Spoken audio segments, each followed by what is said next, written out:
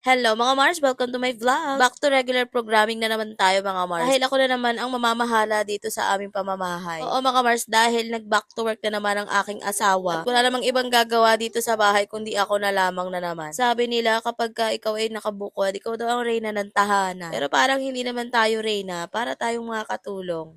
Charis lang. Ayan, sinimulan ko ngang linis-linisan itong aming kama. Hindi na nga ako nagva-vacuum dito mga mare kasi parang nahahaselan ako. Mas maganda at mas madali nga talagang gamitin to. Dumidikit na talaga dyan yung mga alikabok at mga buhok-buhok ko. Ewan ko ba dito sa buhok ko, ang nipis na nga lang nito, naglalaglagan pa. Buti na lang talaga hindi pa tayo nakakalbo kahit na ang dami naglalaglagan na buhok natin. Mga mare, na pag-isipan ko na talaga dahil feeling ko nga ganito na lang lagi ang gagawin ko. Lagi-lagi na talaga akong may vlog na ganito mga Mars. Napag-isipan ko na magpapag-giveaway na lang ako linggo-linggo. This time talagang itutuloy-tuloy ko na talaga to mga mare. Basta masipag ka lang dyan mag-like, comment, share, and subscribe. Ano ba yan? Nabubulol-bulol pa.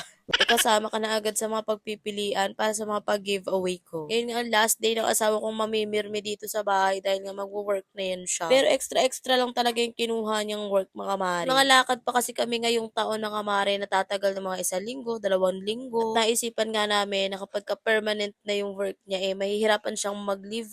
Baka mamaya hindi siya payagan, mag-awol siya, matanggal siya, mga ganun. At parang nababagot-bagot na rin yan siya dito sa bahay. Kaya naman sige, pumayag na talaga ako sa kagustuhan niya at mga kumpare niya rin kasi yung mga kasama niya. By the way mga mare, ito at nagmamap na nga ako ng sahig. Ang ganda nga nitong aking map mga mare dahil may wisik-wisik yan siya. Super fast forward mga mare, nandito na ako sa salon. O diba, hindi mo kinaya yon. Naglilinis lang ako kanina, ngayon nagpapa-nails na ako. Pagbigyan nyo na ako mga Mars kasi isa talaga to sa mga kaligayahan ko. Ang saya-saya ko talaga kapag may bago akong nails and maganda pa yung mga design. Buti na nga lang talaga at magaling itong aking nail tech dahil yung mga inspiration na gusto naming mga nails ay nakukuha niya talaga. Sisiw na nga lang talaga sa kanya yung sinend ko sa kanya na inspo. At tingnan nyo lang yan mga mare, oh.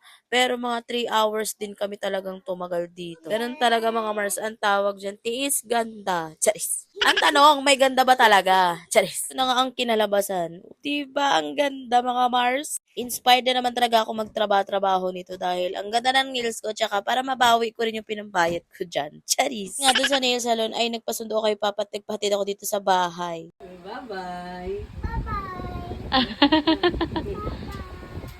Bye-bye. I love you. I love you.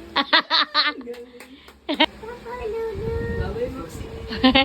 Fast forward nga mga mare, maya-maya dumating na nga itong aking na-order. Pinaninindigan talaga natin ang pag-walking-walking. Tag-ulan na. Hindi naman ako makawalk lagi kapag ka umuulan. Kaya sabi ko, kailangan ma-achieve pa rin ang 10k steps. Kaya ito, bumili na lang kami ng walking pad para makapag-walking-walking kami dito sa bahay. Natuwa nga dyan yung asawa ko dahil kaya daw siya. Tapos may patakbo-takbo pa siya. O diba? O siya mga mare, dito na lang muna ulit. Thank you so much for watching!